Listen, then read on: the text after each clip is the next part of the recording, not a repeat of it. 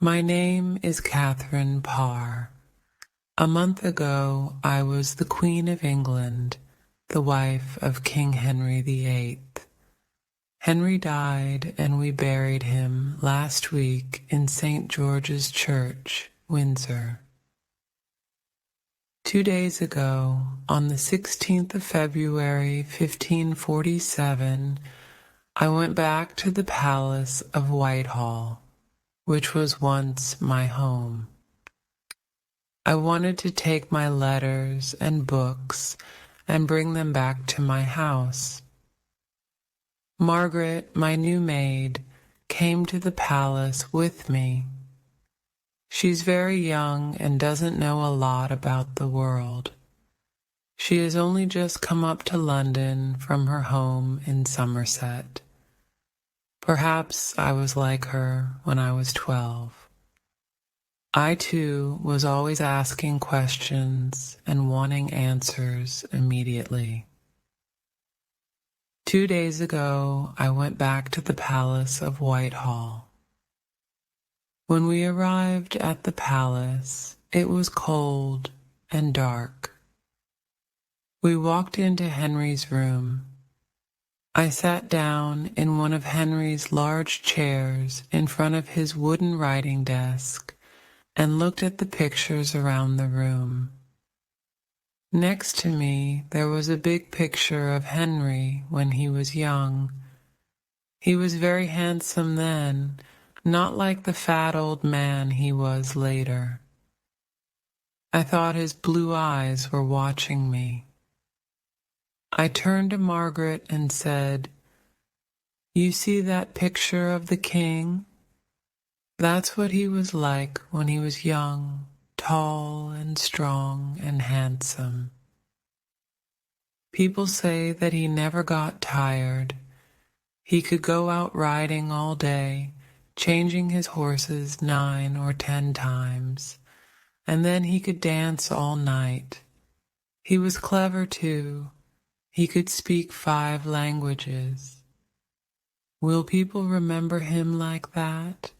Or will they only remember him because he had 6 wives? Did he really have so many wives?" said Margaret. "Yes, of course. I thought that everyone knew that."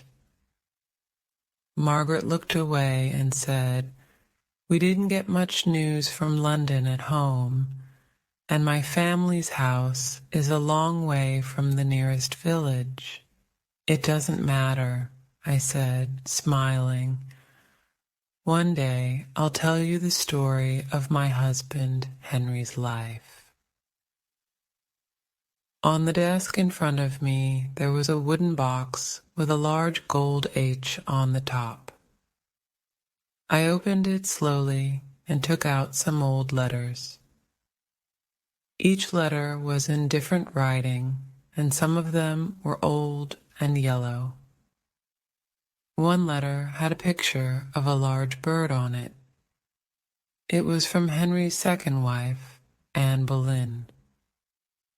That's what the king was like when he was young, tall and strong and handsome. "Margaret," I said, "I found some letters from Henry's other wives. There's also a beautiful gold necklace and a small piece of hair." I looked at another letter. Here's one old letter from his first wife, Catherine of Aragon. She was married to him for a very long time. "She only had 1 child, didn't she?" said Margaret. "Yes, only Princess Mary is still alive. There were 5 other children, but they were all born too early and died." Again I looked at the letter with the picture of the bird on it. "Have you heard of Anne Boleyn, Margaret?" "Yes, my mother talked about her. She said she was a very bad woman." "Well, that's what some people say. Anne was the mother of Henry's second daughter, Princess Elizabeth. Look," I said. This one is from Catherine Howard, Henry's fifth wife. Both Anne and Catherine were beheaded in that terrible prison, the Tower of London. Why did the king send them to their deaths? Asked Margaret. She looked afraid. They had many enemies, who told the king that they had lovers. Perhaps the stories were true, I don't know, but the king believed them. I looked at another letter. This one is from Jane Seymour. She was the third wife and the mother of Henry's only living son. He is now our king, Edward VI. Was Jane Seymour beheaded too? Asked Margaret. No. Poor Queen Jane died soon after Edward was born. I looked at the last short letter. Look, a letter from Anne of Cleves, Henry's fourth wife. Did she have any children? Asked Margaret.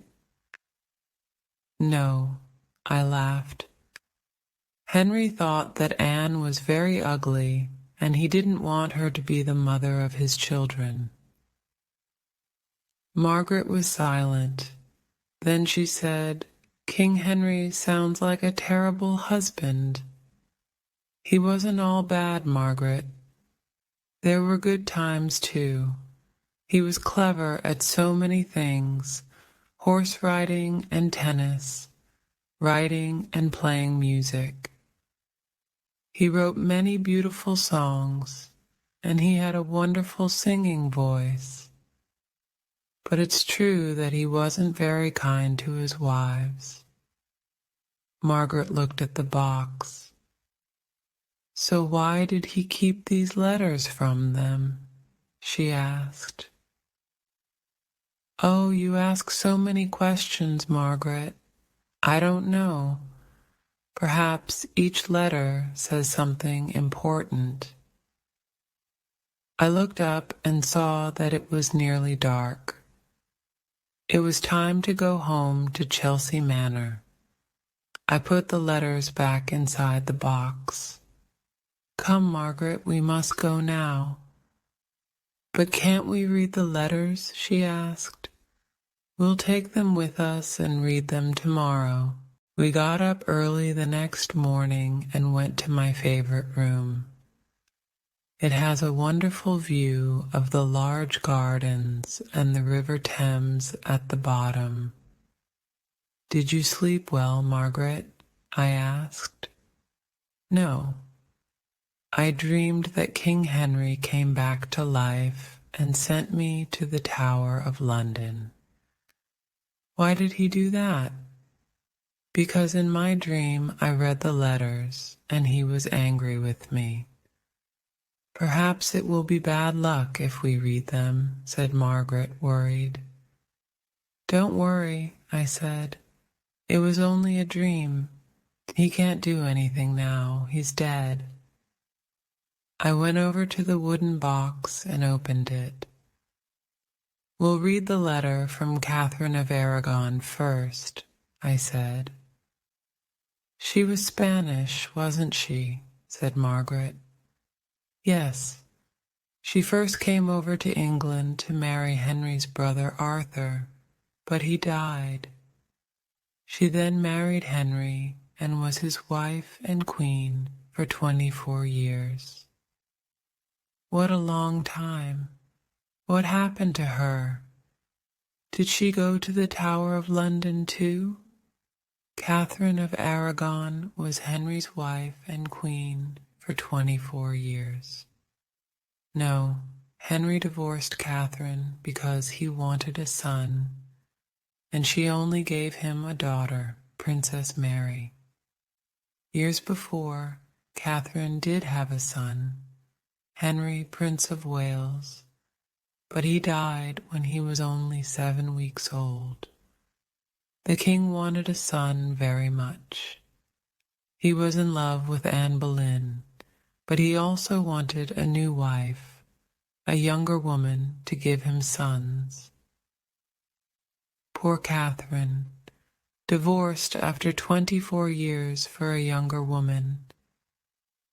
Margaret looked at the letter in my hand. Can we read the letter now, my lady? Yes, let's sit down by the window and read it together. But I can't read, said Margaret, looking at the floor. That's all right, I'll read it for you. We sat down and I began to read it slowly. Windsor, the 28th of July, 1531. Dear Henry, when you left Windsor last week, you didn't say goodbye. I feel lonely and unhappy without you. When will I see you again? Please come back soon. You know that I am your true wife. We have been married for more than 20 years in the eyes of God. I have given you a daughter, Princess Mary. God took from us our other children. I wanted so much to give you a son, but God's plan for us was different, and we cannot change that. I pray for you every day and ask for you to come back to me. I have never been untrue to you, Henry, and have always been a good wife and a good mother to our daughter. I am still your queen. There is only one Queen of England, and that is me. I know that you are with Anne Boleyn, but you will never be happy with her. I am the daughter of a king, and she is not. You must not divorce me. The Pope and the Catholic Church will never agree to this. I am sending you a necklace with a gold cross. Henry, when you look at it, remember me and remember the Catholic Church. Your Queen Catherine of Aragon. So what happened to Catherine? Asked Margaret. Did she ever see the king again? No, never. He divorced her. She lived a lonely life with only a few friends and died a broken and unhappy woman about 10 years ago. What about the Catholic Church? Did the Pope agree to the divorce? No, he didn't. So Henry broke with the Pope and the Catholic Church, and that's how the Church of England began. The king became head of the church, and the Pope and the Catholics were very angry. It made a lot of trouble both in England and Europe. And all because of Anne Boleyn, said Margaret. Not only that, you see, it was very important for the king to have a son, to be king after him. There has only ever been one queen in England, and that was a terrible time, with a lot of fighting and killing. Henry didn't want that to happen again after his death. So he knew that he must have a son, not just daughters. And that's really why he divorced Catherine and married again.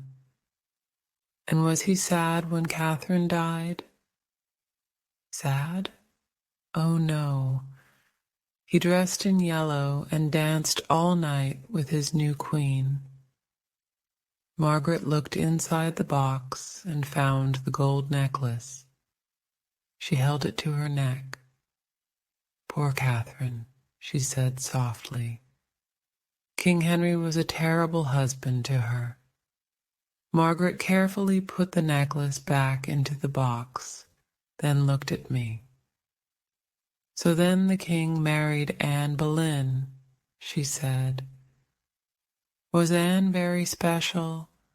Was she really very beautiful?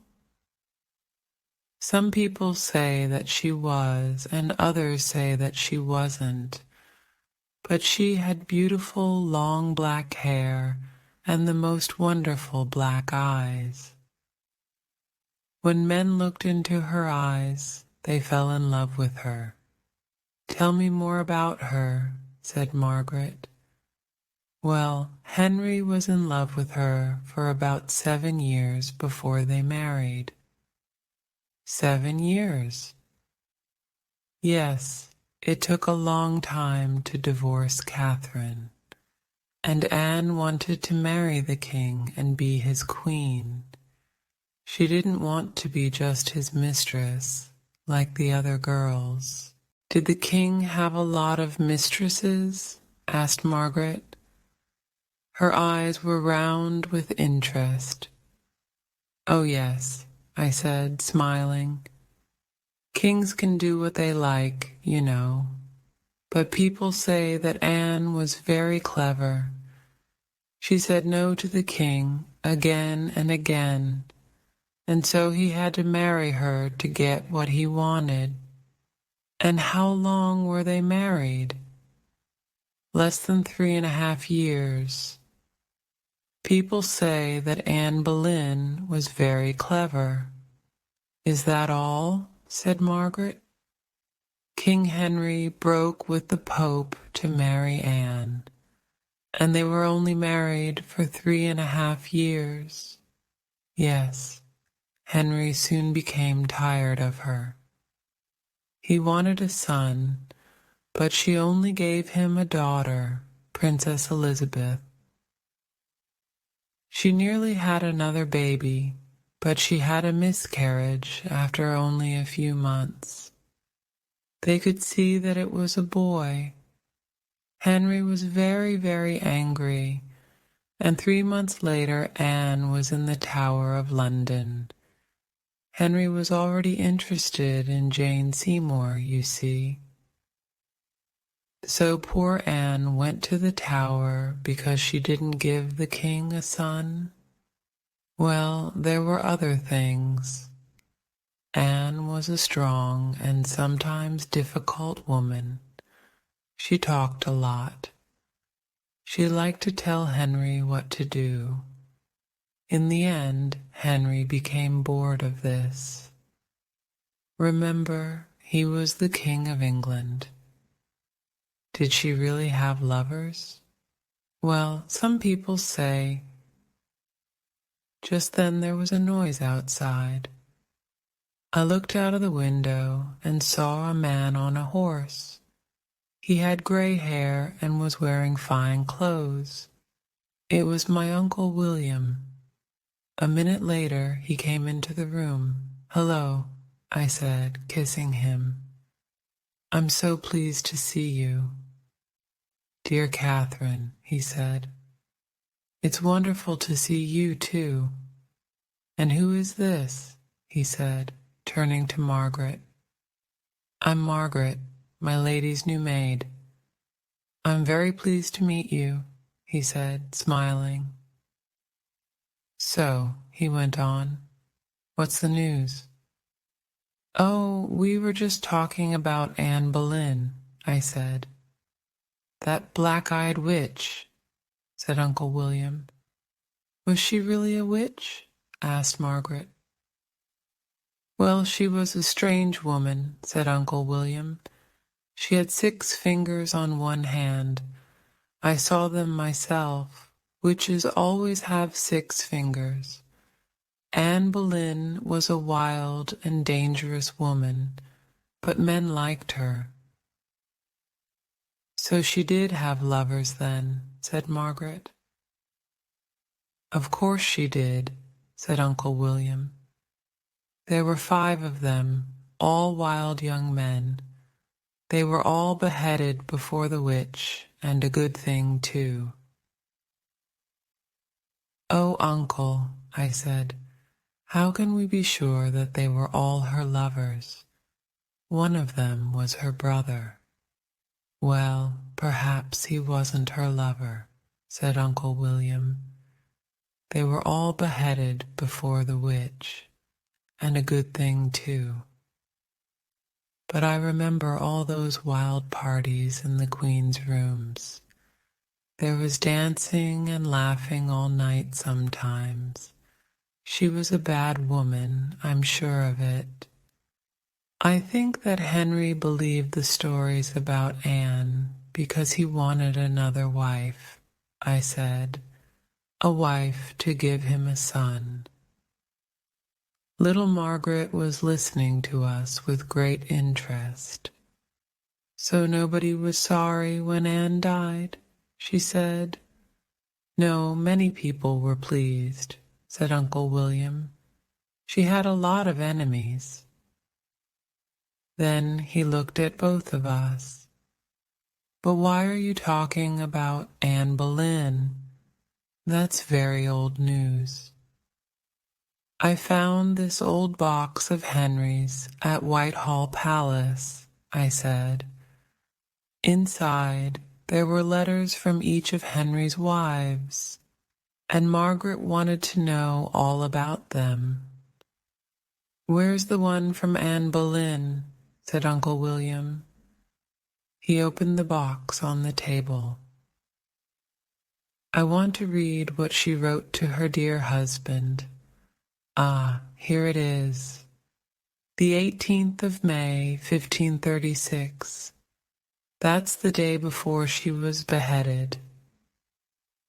He began to read the letter aloud.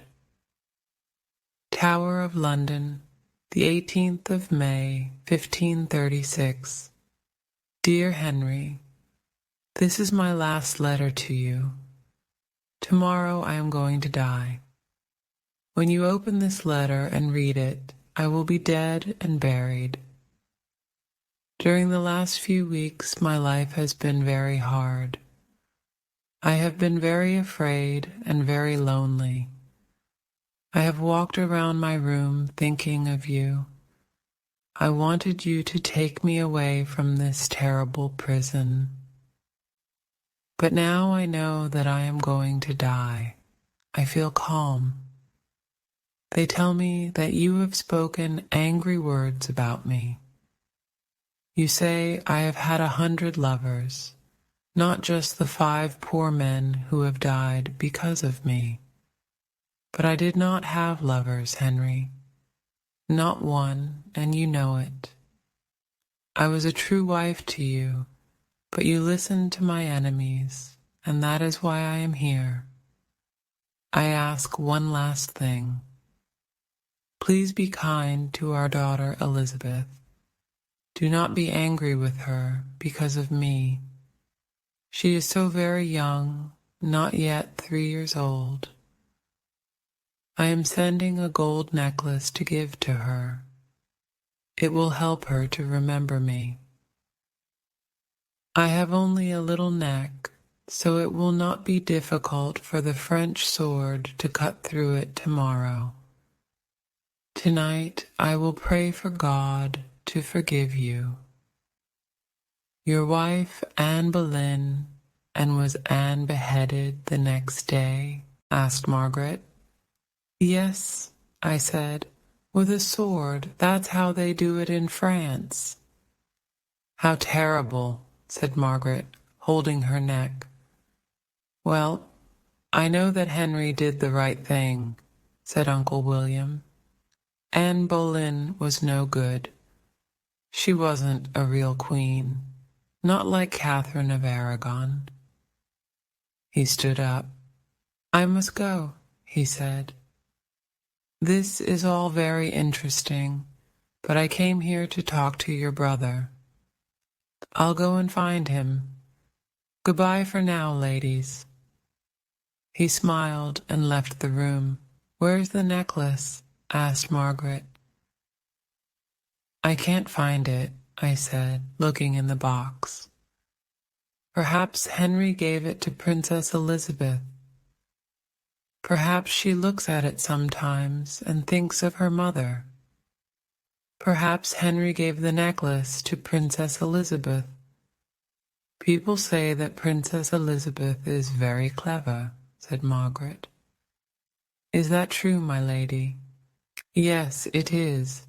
She's only 13 years old, but she can read and write in 4 languages already. Margaret's face was sad. I only know 1 language, she said, and I can't read or write it. But you have a mother and father who are alive, I said quickly. You don't have enemies who watch you all the time, or who want to send you far away to marry a stranger. Perhaps an old man who drinks too much and keeps a mistress. Will that happen to Princess Elizabeth? Margaret asked, her eyes round. Perhaps. Who knows? A princess doesn't always have an easy life, you know. I laughed. But Elizabeth is clever. I think she'll get what she wants in life. Now let's go outside while the sun is shining. We'll take the next letter with us. We walked down through the garden to the river. There we sat on a seat and watched the boats. So Jane Seymour was the 3rd wife, said Margaret. When did the king marry her? Just 10 days after Anne's death. Jane Seymour was quiet and careful. That was very quick.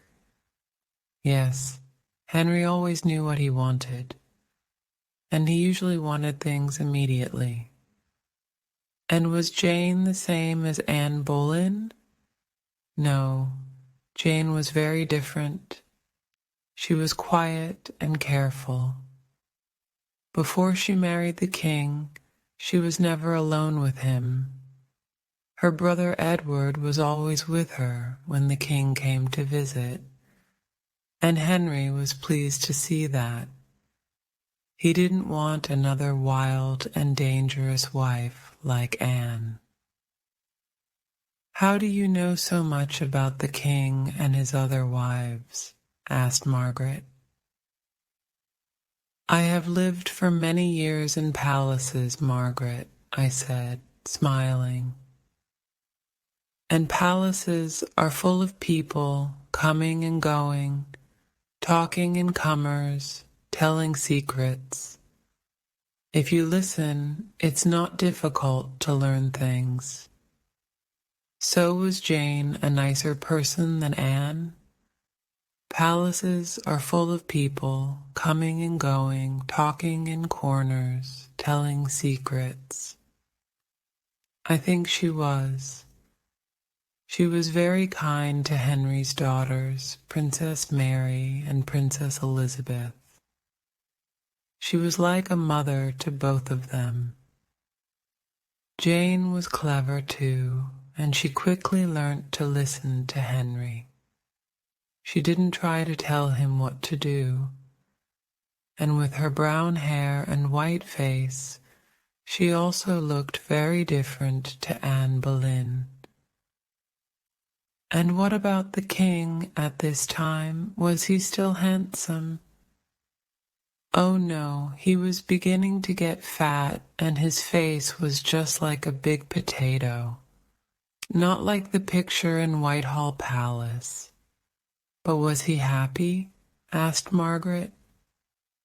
Yes, I think he really loved Jane. And of course, she also gave him a baby boy, who is now our King Edward. A son at last for the king. But what happened to Jane? Did he get tired of her too, or was she the one who died? Yes, she died soon after Edward was born. How sad. She gave the king a son, and then she died. Let's read the letter now. I opened it, and a piece of brown hair fell out. I showed it to Margaret. What soft hair, she said, touching it. Is it Jane's? Yes, I think so. I began to read Hampton Court Palace, the 22nd of October, 1537. Dear Henry, the doctors and my women tell me that I shall feel better tomorrow, but I can see in their faces that it is not true. I cannot sleep or eat, and a fire bums in my body day and night. I know that I shall soon be dead, but I have given you a son, Henry, and I can die happy, knowing that Edward will be king after you. I will never see the day when he becomes king, but I pray that God will give him a long and happy life. Please look after dear Edward and tell him all about me. Here is a piece of my hair, a small present from a dying mother to her baby son. I am too ill to write more and must say goodbye. Your loving wife and Queen Jane. I put the letter away and looked at Margaret. She had a very difficult time when the baby was born, you see. It took 3 days and 2 nights before the baby arrived.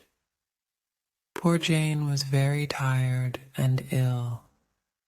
She died 12 days later, very soon after this letter. How terrible, said Margaret. She touched the piece of Jane's hair again. And was the king sad? Oh yes, he was very unhappy. He shut himself away in the palace for weeks. All England was sad, and every church in the country said prayers for poor Queen Jane. She was buried at Windsor, and Henry is now buried next to her. Just then Uncle William came up behind us. Ah, Uncle, I said, let's go in and have some lunch. After lunch, we sat and talked for a while. Uncle William was very interested in the letters. So which letter are you going to read next? He asked. The one from Anne of Cleves, I replied. Oh yes, Henry's ugly wife. When I first saw her, I thought she looked just like a horse, and the king thought that too. A horse? Said Margaret. So how did she become the king's wife?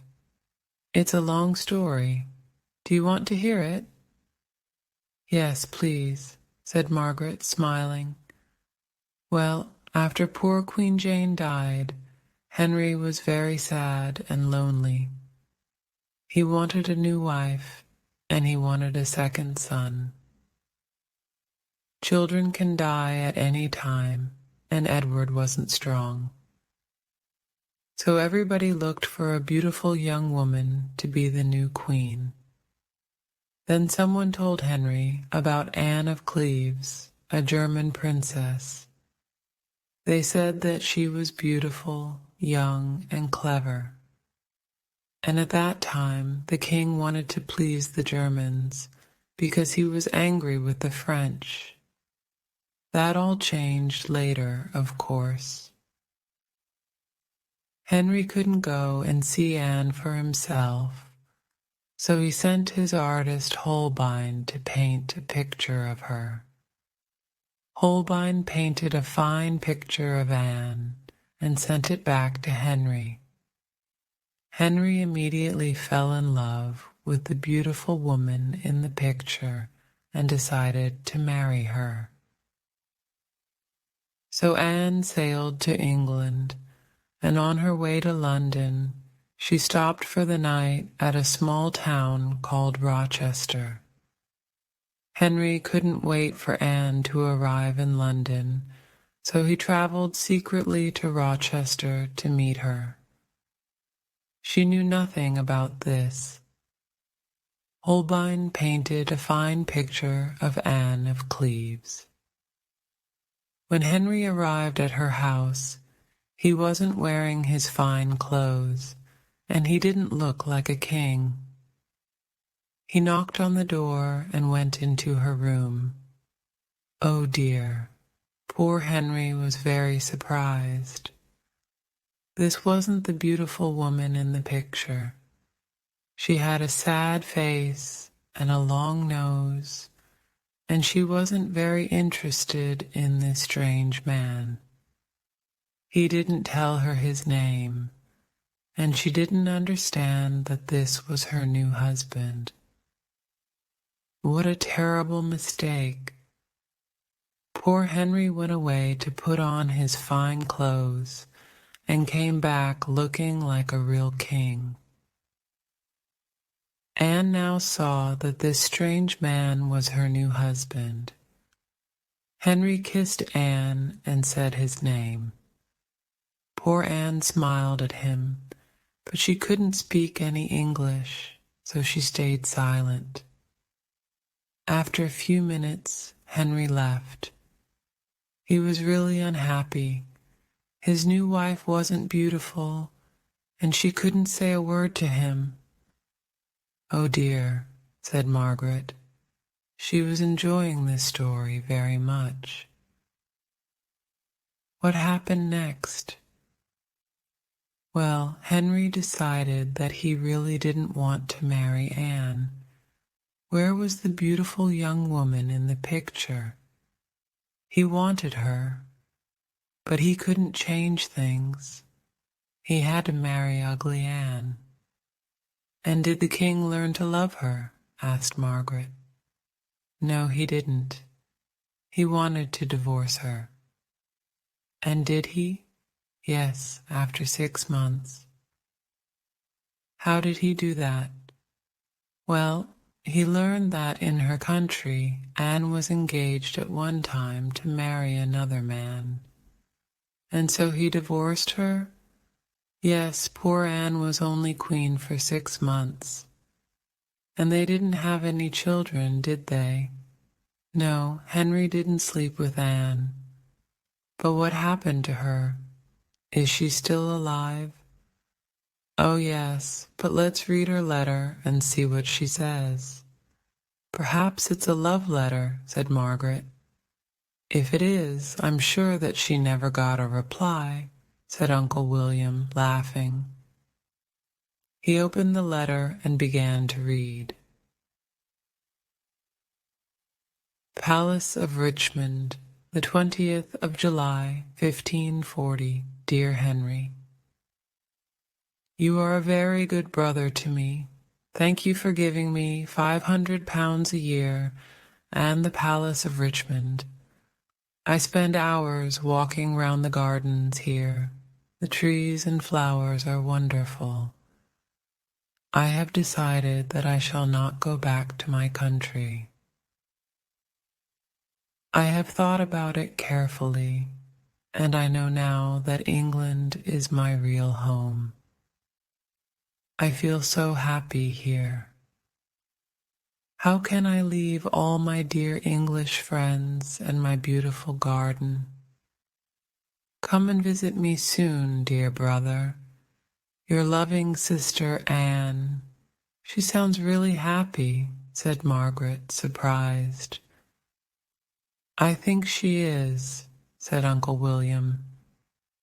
She didn't make trouble for the king about her divorce, so he was pleased with her.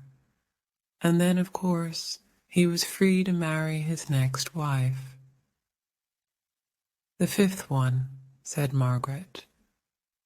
And who was she? Catherine will tell you all about her. I must leave you now, ladies. He stood up and came to kiss me goodbye. Goodbye, Uncle, I said. Come again soon. Oh, I will. I'd like to read the rest of those letters. He looked at Margaret. Be good, young lady. He smiled at us both and left the room. I spend hours walking round the gardens here. I took the last letter out of the box and held it in my hand while I answered Margaret's questions. She wanted to know everything. And who was the king's fifth wife? She asked. Catherine Howard. Why did the king want to marry again? He still wanted to have another son, you see, a brother for Prince Edward. And how did he meet Catherine? Asked Margaret. She was one of the ladies at Queen Anne's palace, so Henry knew her already. She was only 18. Henry fell in love with her immediately. He called her his beautiful flower and sent her many expensive presents, gold and jewels and fine dresses. But did she want to marry him? I smiled. If the King of England wants to marry you, how do you say no? Henry was very much in love, and he wanted to marry her immediately. The Howard family is an old and famous one, and they were very happy for Catherine to marry the king. Was he happy with his new queen? Yes, I said. At first, she was young, beautiful, and exciting, very different from Anne of Cleves. Henry was very much in love with Catherine Howard. And did she learn to love the king? Who can say? But I don't think so. Henry was 49, 30 years older than her. He was very, very fat and heavy. His face was more like a potato than ever, and his eyes were always half closed. He had a very bad leg and often couldn't walk, and he was always angry when his leg hurt. Margaret looked at the letter in my hand. I don't think that I would like to marry a fat old man with a bad leg who couldn't walk, she said. I laughed. But the king's wife, remember, was also the Queen of England, the first lady in the country. Yes, that's true, said Margaret.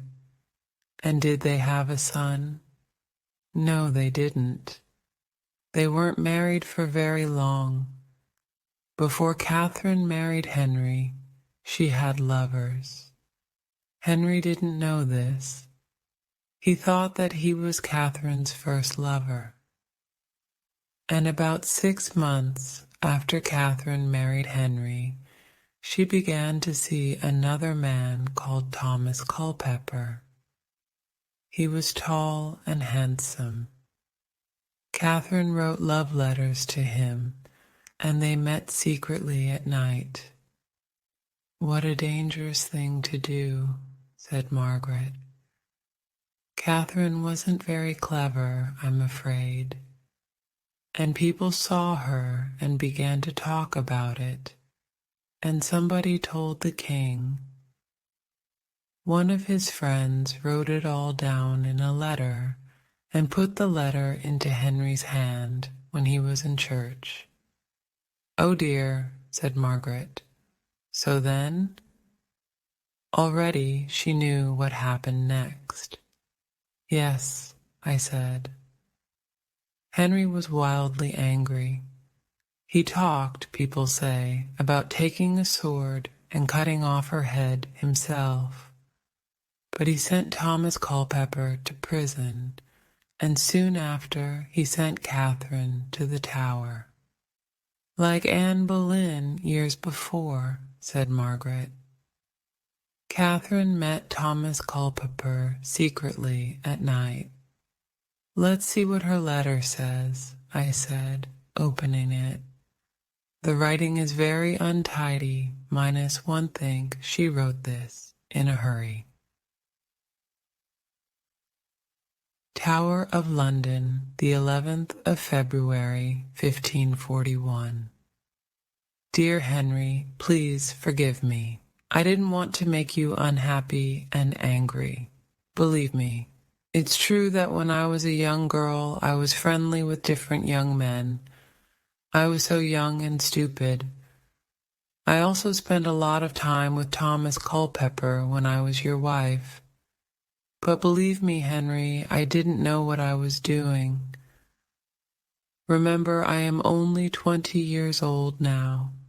You are so much older than me, and you understand much more about the world. Please, Henry, please, please help me. Don't send me to my death. I am so afraid here in the tower. I pray day and night that you will come and take me away. How can you kill your beautiful flower? They tell me that in 2 days' time they will cut off my head. Henry, I don't want to die. Please let me live a little longer, please. Just a few weeks, a few days. Please, Henry, please. Your unhappy wife, Catherine Howard. When I finished reading the letter, Margaret was silent.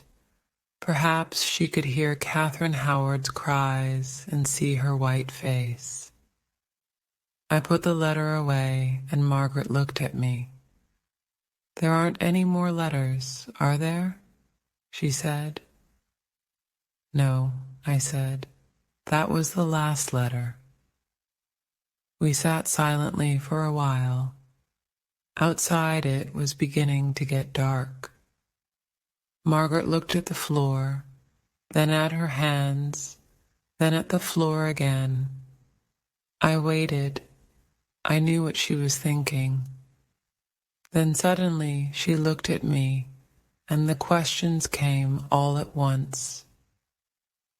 How could you do it, my lady? How could you marry that terrible man? Weren't you afraid? Why didn't you hide or run away? I smiled at her. Listen to the full story, and then perhaps you'll understand. I was very different to Henry's other wives. I was 31 years old, and Henry was my third husband. My first 2 husbands were old men too. They both died, and I didn't have any children with them. But Henry didn't really want a wife, Margaret. He wanted a friend and a nurse and a mother for his 3 children. Oh, I see, said Margaret slowly. He wanted someone to look after him. So how did it all happen then? It began at a party at Hampton Court Palace. I remember it very well. While I was dancing with my friend Thomas Seymour, I turned round and saw Henry. His blue eyes were watching me. He was too ill to dance, but later that evening he asked to talk with me. I was a little afraid. I knew so many different stories about him. He was one of the most famous kings in Europe, and he was also famous for killing people who made him angry. Anne Boleyn, Catherine Howard, and many, many others. And of course, he was also very fat and ugly. How could you marry that terrible man? After that evening, he began to send me presents, and he asked me to visit him at Hampton Court Palace. At this time, I was friendly with Thomas Seymour. He was a fine young man, and I was in love with him. We talked about getting married. Then I got a letter from King Henry. He wanted to marry me. What could I do? I loved Thomas, but my family wanted me to be the Queen of England, and in the end, I had to marry Henry. But were you happy? Asked Margaret. Well, sometimes I was. I loved being queen, I had beautiful clothes and expensive jewels, but it was also very difficult at times. Henry was often ill with his bad leg, and when his leg hurt, he became angry and shouted at me. Once he nearly sent me to the Tower. I said something about the Church of England, and he didn't agree with me and got very, very angry. He didn't say anything then, but a few days later, his soldiers came to take me away. "Oh no," said Margaret. "What did you do?" I cried and cried. I told him that I agreed with his every word, and that he was my teacher and I was only a stupid woman. And then I cried some more and said I didn't understand anything about the church. I only talked to help him forget his bad leg. "And was that true?" asked Margaret. "Of course not, but I had to say something, and after that we were friends again." "So you didn't love him?" "No, I didn't, but I learned to like him some of the time. He was a clever and interesting man, and he was the King of England." "And what about his 3 children?" I felt sorry for them. They had a difficult and lonely life. I tried to be a good mother to them all. I was friendly with Princess Mary, played games with Elizabeth and young Edward, and helped them with their studies in different languages. Of course, Henry and I didn't have any children together. Catherine Parr. Suddenly there was a knock at the door. "Come in," I called. A young man walked into the room. He was holding some beautiful red and gold flowers. "These are for Catherine Parr," he said. "For me?" I said. "Who are they from?" "There's a note here." He gave me a piece of paper, smiled, and left the room. I read the note quickly. "Dear Catherine, you are my true love. You are my flower. I think of you every hour. One wait for you. Tom." "What does it say?" asked Margaret. "I can't tell you," I laughed. "But who are the flowers from?" "Thomas Seymour." "Oh, the young man who wanted to marry you before. Does he still love you? Are you going to marry him?" "I don't know, Margaret. Henry only died 3 weeks ago." I was silent for a minute, and then I said, "It's true, I still like Thomas.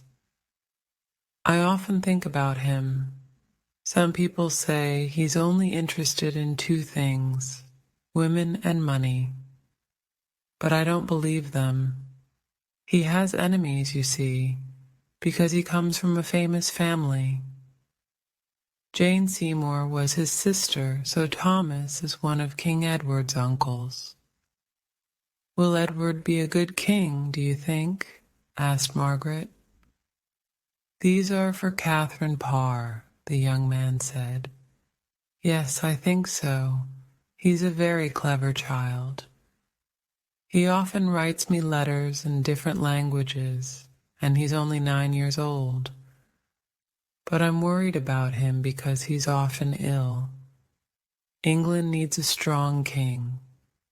Henry was a bad husband, but he was a strong king of England.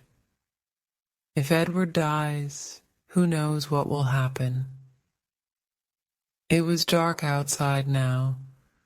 I looked at Margaret and said, "So, now you have heard all about King Henry and his 6 wives, and one day you can tell the story to your children and your grandchildren." I think that people will always remember King Henry because of his 6 wives, said Margaret. She opened the box and took out the letters. She looked at them, putting them back one by one into the box. Divorced, beheaded, died, divorced, beheaded. She closed the box and looked at me. And still alive. We both laughed. What are you going to do with the letters, my lady? Nothing, Margaret. It will be our secret. Catherine Parr married Thomas Seymour in May 1547, a few months after Henry's death. They were married for 15 months. Catherine had a baby girl called Mary, but 6 days after the baby was born, Catherine died. After her death, Thomas Seymour tried to become Princess Elizabeth's lover.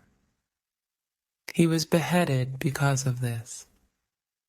King Edward was often ill, and he died just before his 16th birthday. Then Mary, Catherine of Aragon's daughter, became queen. She was queen for 5 years. She married Philip of Spain, but did not have any children. Mary was a strong Catholic, and she killed many people who were not Catholics. Next, Elizabeth, Anne Boleyn's daughter, became queen. She was Queen of England for 45 years. This was the time of Shakespeare and Sir Walter Raleigh. Elizabeth was a very great queen, but she never married and had no children. Henry married 6 times because he wanted a son, and he wanted his son and his son's sons to be kings of England after him. But when Queen Elizabeth died, King Henry's family came to an end, and a Scottish king became King of England.